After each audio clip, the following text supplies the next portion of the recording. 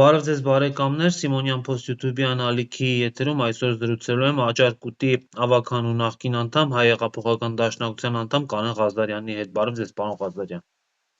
Բարև ձեզ։ Պարոն Ղազարյան, Ադրբեջանի փոխվարչապետ Շահին Մուստաֆայևը Հայաստանում էր, նաև եկավ, ըստ էության ասում էին, որ պետք է գա, չեկավ, ասում էին, որ պետք է գա ձեր մարզ, իր նախկին հայ ծննդավայրը Ջուջևան, ձեր կարծիքով ինչու է նա ուզում գալ եւ իր գյուղը տեսնել, որտեղ ծնվել է։ Ուրեմն Գորյուն, նրա այցի նպատակը կայանում էր ոչ միայն հայ-ադրբեջանական հաշտեցում կամ խաղաղություն կամ սահմանային դելիմիտացիա դեմարկացիան, այլ նրա այցի նպատակը այսպես կոչված ինդիկատորային էր, ստուգելու ինչ տրամադրություններ կա հայկական հասարակության մեջ, ադրբեջանական հասարակության նկատմամբ։ Նա կարծում եմ չեկավ Ջուջևան մի պարզ պատճառով, որովհետև չէին կարողացել խոստանալ նրա անվտանգությունը, կարծում եմ, որ ճիշտ էլ արել էին։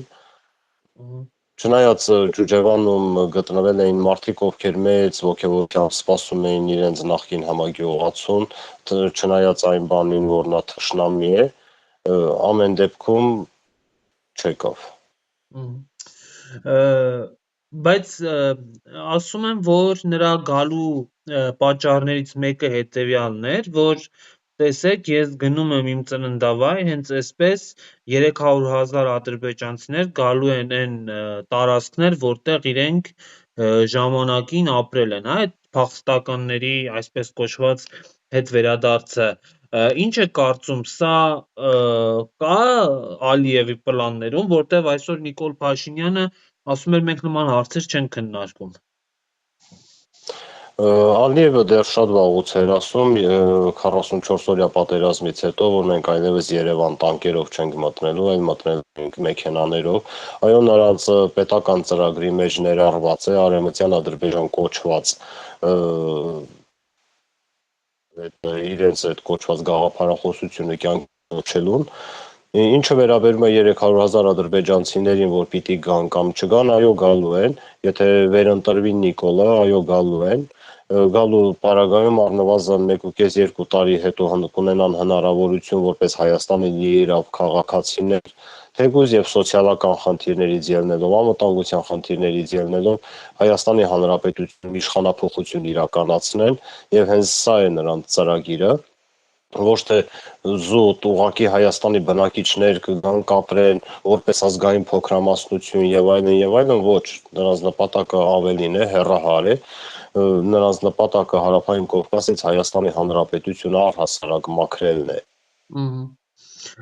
Այսինքն ճիշտ եմ հասկանում, որ նրանք կգան Հայաստան ձեր կարծիքով եւ այստեղ ինչ որ շարժումներ կսկսեն, ինչ որ գործողություններ կանեն։ Միանշանակ, ես այդպես եմ կարծում, որովհետև կա նաև դրա հիմքերը, հաշվի առնելով նրանց երկրի ռազմատենչ ոգևորվածությունը, նրանց երկրի ղեկավարի հայատյացությունը, միանշանակ այդպես էլ լինելու է։ Եվ երբ ընդդիմադիրները փողոց են դուրս գալիս այս կամ այն խնդիրներով, սահմանային ազգային խնդիրներով ու հարձակվում են տարբեր գույնի բերետներ, ոստիկանական տարբեր ստորաբաժանումներով, փորձելով ջախջախել ընդդիմադիրների ակցիան, ոչ մեկ 300,000 ադրբեջանցու դեմ դուրս չի, ոչ մի ոստիկան, անկախ նրանից նա ով ուզում է լինի, դուրս չեն գալու, ու այդպես շատ հեշտ Հայաստանը դարձնելու են Ադրբեջան։ Բայց մեր ժողովրդի մեջ կան մարդիկ, ովքեր ուզում են դա, օրինակ Նիկոլ Փաշինյանի աջակիցները դա ուզում են, իրենք իրոք ցանկանում են, որ ադրբեջանցիներ գան այստեղ ապրեն, թե ուղղակի Փաշինյանին են ընտրում, որտեղ սիրում են։ Ուրեմն ես չեմ շփվում Նիկոլ Փաշինյանի աջակիցների հետ ու առհասարակ փորձում եմ նրանց հետ ընդհանրապես կոնտակտ չունենալ։ Եթե որոշներին կարողանում համոզում եմ, հետ եմ պահում այդ չարիքից, իսկ նրանք, ովքեր անուղղելի են, անդրդվելի նիկոլականներ են, նույն Թուրքին սիրելով, նաև սիրելով, կան նաև մարդիկ, ովքեր սիրում են, ովքեր ուզում են, Այդպես է եղել նաև 90-ականներին։ Այս որ համացանցում մի տեսանյութ նաև տեսա, որ Ջուրևանն ռեպորտաժ էր նկարել, ովքեր մեծ ուսուցիչությամբ սպասում էին, դասընկեր էր խոսում, մանկության ընկեր էր խոսում, մանկությունից բաներ էր պատմում, ասում էր, որ կգնամ, ձեռքով կբարևեմ եւ այլն եւ այլն։ Ու հիշեցի մի դեպք, որ Ջուջևանի մի տարեց մարդ էր պատմում դեռ 22 թվականին, ասում էր, երբ 90-ականների ազատագրական պայքարը սկսվել էր, գալիս էին կամավորական ջոկատները մեզ պաշտպանելու, Ջուջևանից շատ մարդիկ դուրս էին գալիս կամավորական ջոկատների դեմ կռիվ տալու, որ մեր գյուղի թուրքերին ձեռք չտաք, մեր թուրքերին ձեռք չտաք։ Դե իհարկե կարող է այդ ժամանակվա այդ մարդիկ հիմա կենթանի չեն, բայց նրանց ծերունդները հո կենթանի են։ Կան ցավոք սրտի, այո, պիտի ճիշտն ասենք, կան նաև նման կարծիք ունեցողներ։ Ես քիչ առաջ մի կարճ տեսանյութ տեղադրեցի Սիմոնյան Post ալիքում, շորթերի բաժնում, կարող են մեր քաղաքացիներն էլ նայել։ Մի կին էր եւ ասում է, տեսեք, ասում է Ռոբերտ Քոչարյանը, որի հետ նաեւ կոալիցիա է Հայ հեղափոխական դաշնակցությունը եւ Հայաստան դաշինքով մասնակցել են ընտրություններին։ Ռոբերտ Քոչարյանն ասում է չէին կարող բարև տալ, իսկ այ Նիկոլին գրկում եւ համբուրում ենք։ Ինչ եք կարծում, ինչու են մարդիկ նման պրիմիտիվ, չեմ կարող նաև, չեմ ուզում վիրավորած լինեմ, բայց պարզունակ, ոչ քաղաքագիտական, ոչ մարդկային մոտեցումներով, այսինքն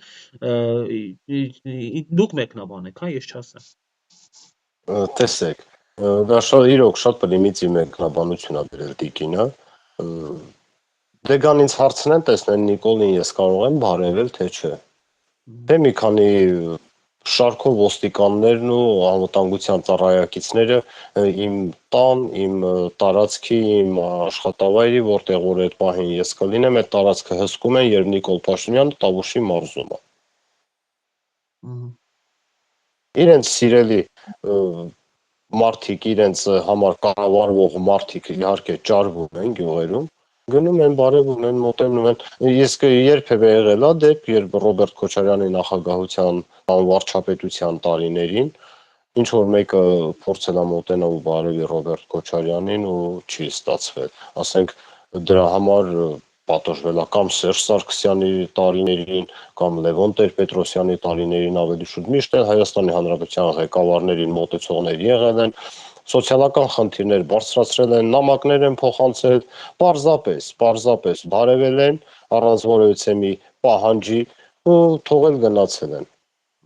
Դե Ընդամենը Այն օրը Ռոբերտ Քոչարյանը մասիսում էր եւ լիքը մարդիկ էին մոտենում, բարևում էին։ Ես ուզում եմ հասկանալ ինչու է մարդկանց մոտ նստել մի այսպիսի տպավորություն, որ Ռոբերտ Քոչարյանին չեն կարող մոտենալ եւ բարևել։ Բայց մարդիկ ո՞նց են մոտենում բարևում։ դա պարզապես Նիկոլա թուրքական ռոպագանդայի ալիքն է նվառում։ Նա ընդամենը Նիկոլ թուրքական ռոպագանդան է, ով փորձում է համոզել Հայաստանի Հանրապետության ընտրողին, որ եթե մենք չլինենք, ձեզ ամենօրյա ռեժիմով ծեծելու են, ու ծեծելու են Հայաստանի Հանրապետության իշխանությունները, նրանց կողմնակիցները, նրանց հետ քայլող մարդիկ, որպեսզի փորձեն շարքային պարզ, միամիտ գյուղացուց քվե կորզեն։ Իսկ ես ասում եմ հակառակը, եթե Նիկոլ Փաշինյանը ընտրվի, այլևս Նիկոլ Փաշինյանին մոտենալու, բարևելու, նրան հետ նկարվելու, նրան համբուրելու, նրան ինչ որ բան հյուրասիրելու հնարավորություն այլևս չի ունենալու Հայաստանի Հանրապետության յուրաքանչյուր քաղաքացին։ Նրա փոխարեն 1-2 տարի հետո տեսնելու են ադրբեջանցի ինչ որ մի պաշտոնյայի, ով լինելու է Հայաստանի Հանրապետություն արդեն իսկ ձևափոխված ադրբեջանական վիլայեթի ինչ որ կառավարիչ։ Իսկ Հայաստանի Հանրապետությունում այդ մարդիկ լինելու են, քանի որ նրանք արդեն կողմնորոշված են, որ պետք է լինի խաղաղություն, նրանք չեն խոսել իրենց ազգայինից, լինելու են հանդուրժվող փոքրամասնություն Հայաստանի Հանրապետության ներսում, վարի են տալու Հայաստանի Հանրապետությունը, դարձնեն ինչ որ մի քաղաք, չգիտեմ, Մարս, չգիտեմ ինչ կլինի, դա սարսափում եմ անգամ ես այդ մտքից, որ փորձում եմ մտածել, ու իրանք դինելու են հանդուրժվող փոքրամասնություն, հանդուրժվող այնքան ժամանակ, մինչև որ կբարձրաձայնեն իրենց ազգային, սոցիալական կամ ամենատարրական խնդիրները, առավել եւ ազգային հարցի շուրջ երբ կսկսեն խոսել, այդ ժամանակ արդեն չեն հանդուրժվի։ Կիրանցի պատը Նիկոլ Փաշինյանի քարոզչական գլխավոր օբյեկտներից մեկն է, գիտեք ինքն էլ էր գալիս այդ պատի մոտ, խոսում էր բանով, բարձրախոսով եւ ասում է, որ Կիրանցի պատը հայ-ադրբեջանական խաղաղության եւ բարիդրացիության խորհրդանիշն է։ Սովորաբար պատերը ճիշտ հակառակը տարանջատման, բաժանման, ջրբաժանի խորհրդանիշն են, հա, չինական մեծ պատը օրինակ հյուսային այդ ցեղերից պաշտպանվելու համար էր Չինաստանի ժողովրդին, Գերմանիայի օրինակ պատը երկու Գերմանիաների բաժանված Գերմանիաների միջև այդ անջրպետն էր, հիմա այս եթե խաղաղություն է, հայ-ադրբեջանական խաղաղություն է, այդ պատը ինչի համար է այնտեղ, ինչ է պաշտպանում եւ արդյոք իրոք խաղաղություն, օրինակ Կիրանցում հիմա խաղաղություն, իրենք շատ են ասում գնացեք Կիրանց, տեսեք այնտեղ ինչ խաղաղություն է, սահմանազատված, դելիմիտացված, դեմարկացված սահման ունենք Կիրանցում։ Ես կմեկնաբանեմ հետևյալ կերպ, ոչ թե այս պահին Հայաստանի Հանրապետությունում, առավել եւս Կիրանցում խաղաղություն է, այլ կարելի է մեկնաբանել հետևյալ կերպ, որ սա ընդհանրապես նախընտրական հրադադար է, նախընտրական հրադադար, ուրիշ ոչինչ։ Չի բացառվում նաեւ այս ֆոնին Արցախի գերեվարված մեր մի խումբ հայրենակիցներ եւս վերադառնան Բաքվի բանտերից, բայց ոչ առանցքային դեմքեր, դա պետք է հաշվի առնենք։ Ադրբեջանը ցանկացած գնով պահելու է Նիկոլ Փաշինյանի իշխանությունը, նա իր տարբեր խողովակներով արդեն իսկ քարոզչություն է իրականացնում այդ Քյամրամի միջոցով, ով փոխանցում էր իր ռազմավար իր 100 հազարավոր հայ հետևորդներին խորհուրդ էր տալիս գնան եւ ընտրեն Նիկոլ Փաշինյանին։ Խաղաղություն ինչի գնով։ Խաղաղություն արդյոք կլինի, թե խաղաղություն, երբ այդ պահին կրակոտ չի սահմանին, բայց հող է հանձնվում, դա կներեք, բայց ամենամեծ անբարոյականությունն է, որ կարող էր թույլ տալ մի երկրի ղեկավար ու թույլ տալ իրեն նաև մասնակցել հետագա ընտրություններին, նորից 5 տարով երկիր իբր թե ճակերտների մեջ ասենք կառավարման շանսը ստանար,